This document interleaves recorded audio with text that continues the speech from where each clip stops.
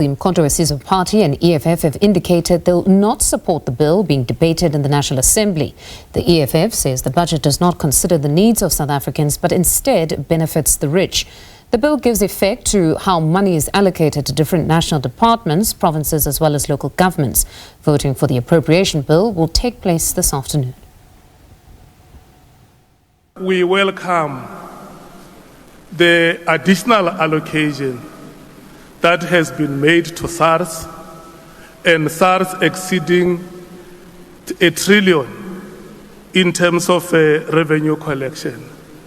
And we attribute this to the work that SARS has been doing, that is also complemented by the Border Management Authority in securing the borders of this country, but also collaborating with law enforcement agencies. And we want to thank the Minister of Home Affairs and the former Minister of Home Affairs, Dr. Aaron Motsoaledi, for the sterling work that they have done in ensuring that the Border Management Authority is put in place and it deals with the problems that afflict South Africans. This budget was not put together by the people. We saw this when we debated the proposal for the VAT increases earlier this year. The MK Party insists that we need to look at how we got here from the first place and address the major policy failures pursued by this government since the advent of democracy. We refuse to be boxed to the policy paradigm of the so-called GNU. For us, the MK Party, the economy first. The economy is first and foremost about the people and not profits. The MK Party remains opposed to the orthodox policies pursued by the successive ANC government since the advent of democracy. The EFF rejects the proposed appropriation bill tabled by the Minister of Finance. We have participated in all mini-plenary debates and made concrete and substantive submissions of practical amendments that are going to give us the people's budget.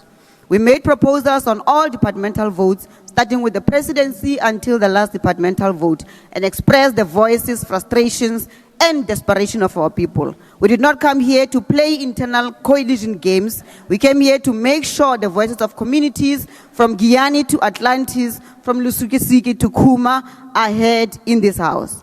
The people of Ekurhuleni who barricaded the roads and told the mayor that they cannot afford the fixed electricity charge of 126 rand and demanded that it must be reversed. The needs of the South African people are many, and there is not enough money to provide for all of them.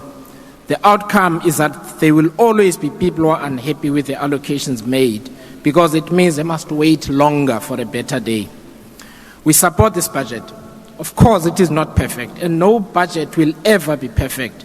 But debating forever without deciding is not what the South African people voted for.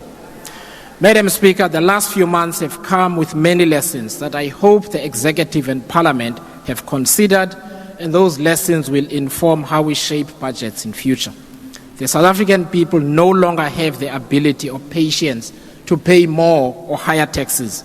They want the government and Parliament to work with the fiscal envelope that is available. We also cannot overborrow against the future of young people when millions of them do not earn an income because of unemployment. This means we have a tax base that will progressively erode over time while the needs deepen and expand.